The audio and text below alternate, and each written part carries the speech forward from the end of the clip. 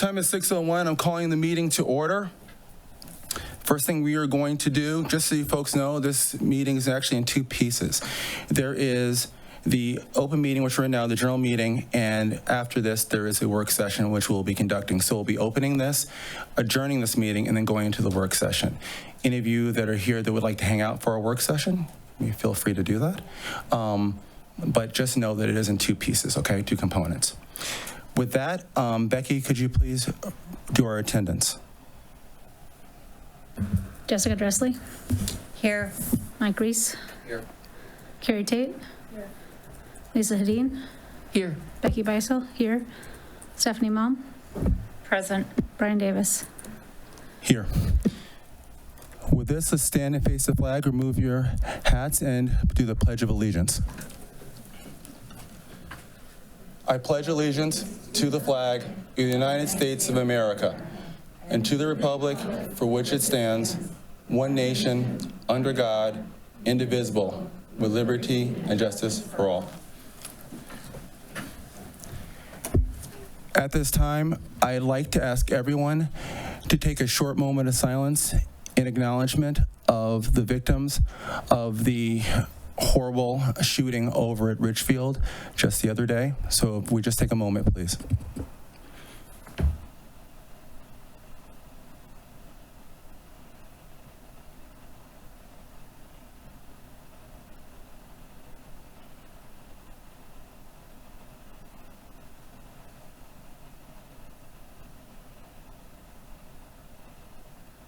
Thank you.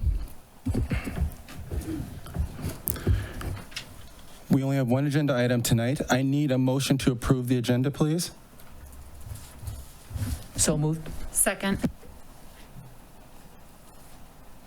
Any discussion? Would it be possible to have a discussion regarding the contract before we move right into a motion? We will get there. What will happen is there will be a motion for the resolution. It'll be seconded, and then we'll open it for discussion. Yeah, there's no chance that we can have a discussion prior? Because it may affect the motion. Not that I know, not Okay. to my understanding. Okay. Thank you. Yes, that's what I'm going to now. I need approval of the meeting minutes from the January 26th regular board meeting. What? Oh, I'm sorry. I did forget to vote on the agenda. I apologize. So I need a vote. All those in favor of approving the agenda say aye, please. Aye. Aye. All those opposed? Motion passes. Agenda is approved. Thank you very much, Becky, by the way. I now need a motion to approve the meeting minutes from January 26, 2022 regular board meeting. So moved. Second. Any discussion on the meeting minutes? All those in favor, please signify by saying aye. Aye. Aye. All those opposed? Passes. Again, we only have one action item. At this time, I am going to cede the gavel to Vice Chairman Malm, and I am going to recuse myself from the remainder of the conversations and the process for this meeting. Thank you, Brian.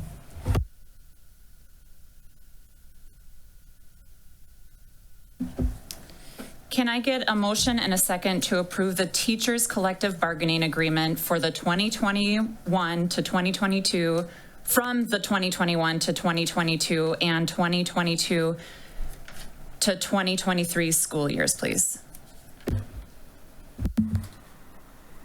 So moved. Second.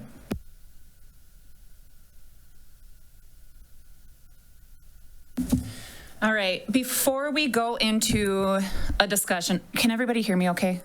Okay, awesome. I just want to reiterate, we have 30 minutes allotted to have this discussion. And I would presume everybody would respect that 30 minutes because we have a governance work session after this and we want to respect the time of our guest.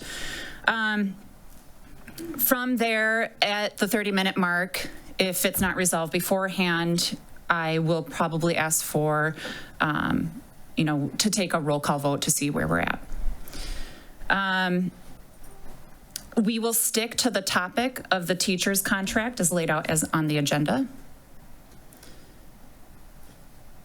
Everyone at this table has a voice, and we will respect that voice. I think it goes without saying, right?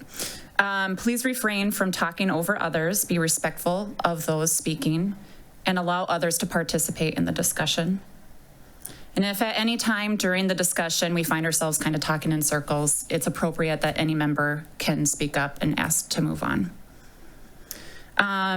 Becky, at like 5 minutes to after the 30 minutes, so roughly, 6:25, if you could just give us a heads up. If we're deep in discussion, just give us a heads up that we need to wrap it up so that we can move forward.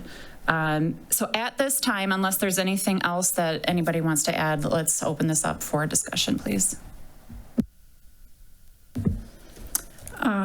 First, I'd like to say that we greatly appreciate teachers. You guys have done tremendous things, especially over the last couple of years, and we greatly appreciate that. And it's unfortunate that we don't have a contract in place already, and that we're in this situation. I just want to say that I was also very happy to see that this contract reflects the highest possible raise that we could give you that our budget allows, which is fantastic. I have absolutely no issues, no qualms, nothing with terms, conditions, salary, any of it. However, I am unable to vote for this contract in its current state. And I can go into the information of that. Personally, if folks don't know about my background, I have negotiated multi-million-dollar contracts, and I have never signed off on a contract wherein I was not 100% happy with its quality. So with the fiduciary responsibility that comes with being a school board member and the responsibility to protect the school district from any liability, as well as protecting our teachers, I want to see this contract updated with it seems maybe like minor things, but it's not. It's clarifying. It's really definitional clarification is what I'm going to call it. So my issues right now are the parties are defined in the beginning of the contract, and throughout the contract, the names of the parties are not consistent. So, for example, in the beginning here, it says that the Education Minnesota Hastings, hereinafter referred to as the exclusive representative or association. There are a couple of instances where instead of using one of those two terms as defined, it states min ed, as in, or sorry, ed min, as in Education Minnesota. For someone reading this, that indicates the state level union instead of the local union. So that is a matter of cleaning that type of language up.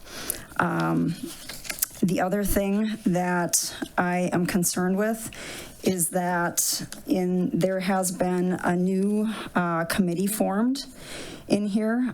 It is called the Quality Steering Committee, and this provides the ability for the union and the district to meet and confer, which was in the previous contract.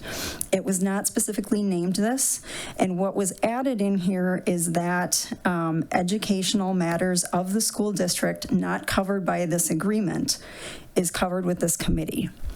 And I am requesting that because educational matters is this huge umbrella of potential subjects, potential issues, I'm requesting that this be updated to reflect instead employment matters of the school district. In general, the language around that specific committee is very vague. It doesn't well define what's in scope, what's out of scope. And specifically who's on the committee, it lists, it's very generic. So I would like to see it more specific, but I can live with it if it's not. I'm more hung up on that one word because words really matter in a contract. The third thing that I noted as I was going through this today, and I did send this out to Bob and Brian, but I did not send it out to the rest of you. There are two two sections where two different attachments are mentioned in the contract, but they are not included in the contract. Other than that, I can live with, there are grammatical issues, punctuation issues, lack of definitions that probably should be in here. I can live with all of that. It's really just cleaning up the parties and specifying that, and it should be a fairly simple type of a fix. And I guess when reviewing things like this, I have a story that I think about. A friend of mine who works in physical therapy, he had told me once about a contract that they had with, I can't remember, it was Medicare or Medicaid. The contract listed that they were allowed $2,000 for speech, occupational and physical therapies. So for years, they were billing, or they had, sorry, it was $2,000 they were allowing for speech and $2,000 they were allowing for physical and occupational, all because a comma was missing after physical. So I always think about that whenever I'm reviewing contracts, and it's just words and punctuation, and this stuff ultimately, it can be millions of dollars worth of importance. So while I am perfectly happy with the overall content of the contract, I'm happy with what it is. I just think that our teachers and our district deserve this type of cleanup be done before we fully approve it. And I would ask, I mean, I will volunteer all of my edits. I personally think I put at least, and I got this final copy on Monday night. I think I've spent between 12 and 14 hours going through this since then. So I take this job very seriously. And I would be happy with I don't know if we can get these fixes in here, and then maybe Stephanie, with your legal expertise, if you would be willing to read it, because I'm sure you will catch stuff that I didn't. I would be content with taking that approach if that's possible. Thank you.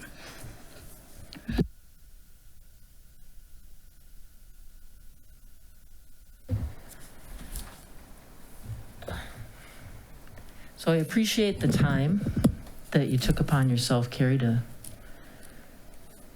do that level of editing on this contract. I would like to point out that the role of the school board versus the role of the staff and the piece of governance versus operation is we've yet to spend any time on that as this board, and we intend to do that immediately following and for the next couple of weeks. And I feel like that line is being crossed in the concerns that you've raised. I would also ask you to consider and remember if meet and confer was covered in phase 1 and phase 2 training. Meet and confer is a statutory obligation, and it specifically does not cover contractual items. That's exactly what it exists for, is to discuss educational experience. That's exactly what it is. But it's a term that's a state of art, and I think there's a lot of people outside of the educational arena that don't know what that means. And the use of this steering committee language, I think, is clearer. And it speaks to the community about the work of that effort. I think it's completely aligned with our statutory requirements and our past practice on meet and confer. And then I would also ask you to strongly consider the code of ethics that, well, I'd ask all board members to strongly consider the code of ethics, which is our policy 209, and calling out, recognizing the integrity of predecessors, associates, and to appreciate their work. And this work has been accomplished and is completed. And there was a clerical error, and we should just be cleaning that up, and that's the work at hand.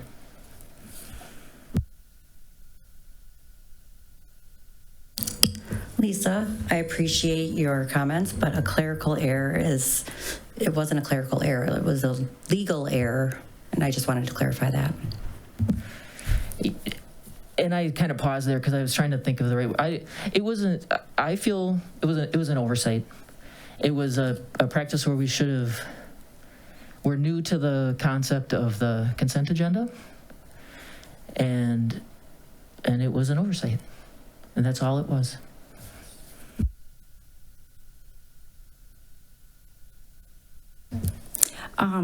Lisa, I appreciate your input.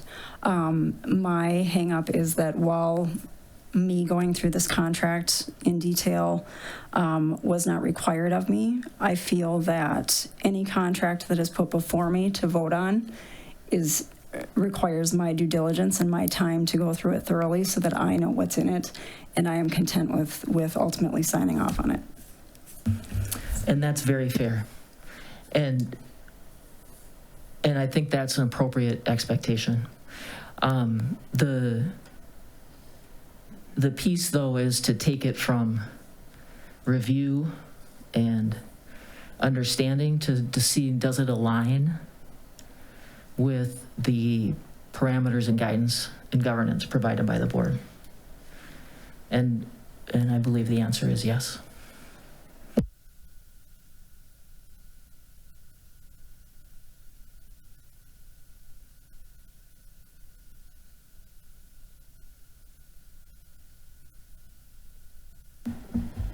Are there any further comments from the board?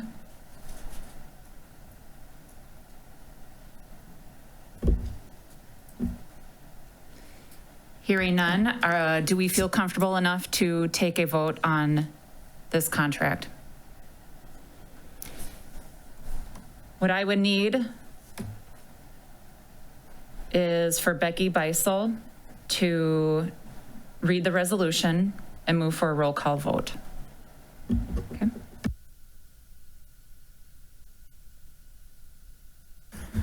Resolution approving teachers' collective bargaining agreement for the 2021, 2022, and 2022, 2023 school years. Whereas the School Board of Independent School District Number 200 and Education Minnesota Hastings have negotiated the terms and conditions of employment for teachers in the district for the period of July 1st, 2021 through June 30th, 2023, parentheses, the contract. Whereas the spouse of Board Chair Brian Davis is a teacher in the district and covered by the terms and conditions of the contract. Whereas pursuant of Minnesota Statute Section 471.88, Subdivision 21, the board may contract with teachers where the spouse of a board member is a teacher and the teacher receives no special monetary or other benefit that is substantially different from the benefits that other teachers receive under the employment contract. Whereas the spouse of Board Chair Davis does not derive any special monetary or other benefit that is substantially different from the benefits that other teachers receive under the contract. Whereas Minnesota Statute Section 471.88 Subdivision 21 sets forth procedures to follow when a board member is contracting with a class of employees or a spouse of a school board member and is a member of the class of employees. Whereas there's a question as to whether Minnesota Statute Section 471.88 Subdivision 21 applies to the board's approval of the contract, as Minnesota Statute Section 122A.40 Subdivision 3 specifies authorizes the employment of a spouse of a board member. Whereas on November 23rd, 2021, the full board unanimously approved the contract on its consent agenda. Whereas given the ambiguity created by the different laws, the board wishes to ratify its actions on November 23rd, 2021 and confirm its approval of the contract, and is thus taking this action in the event of Minnesota Statute Section 471.88 Subdivision 21 applies. Now, thereas be it resolved by the School Board of Independent School District Number 200 upon a majority vote by the disinterested board members as follows. Number 1, Board Chair Brian Davis is directed to abstain from the approval of the contract. Number 2, the board has determined that the contract negotiated by the Education Minnesota Hastings and the approval of the same in the district's best interest. The summary of tentative agreement between Ed Minnesota teachers and ISD 200 is set forth in Exhibit 1. Number 3, the board hereby approves the contract effective November 23, 2021. The motion for the adoption is foregoing resolution is duly seconded by a member, Lisa Hedin, and is upon vote being taken thereon, the following vote is in favor of. Jessica Dressley?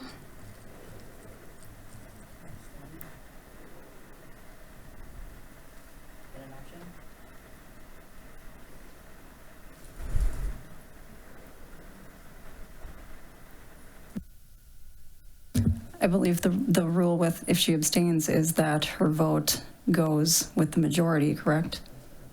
Correct. So abstain? You have to,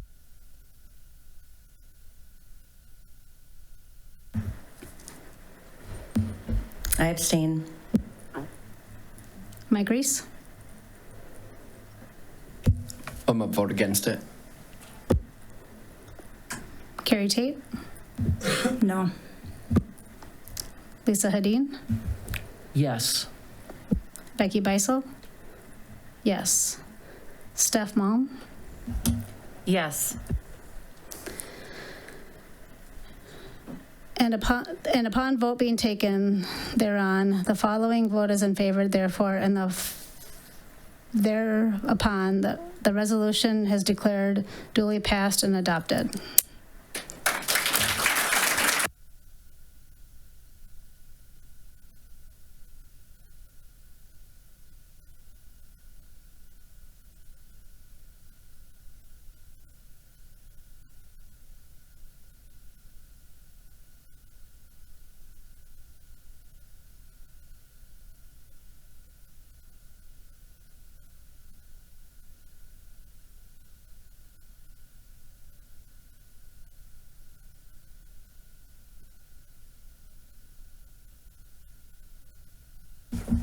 I apologize. I am trying to get back to my page.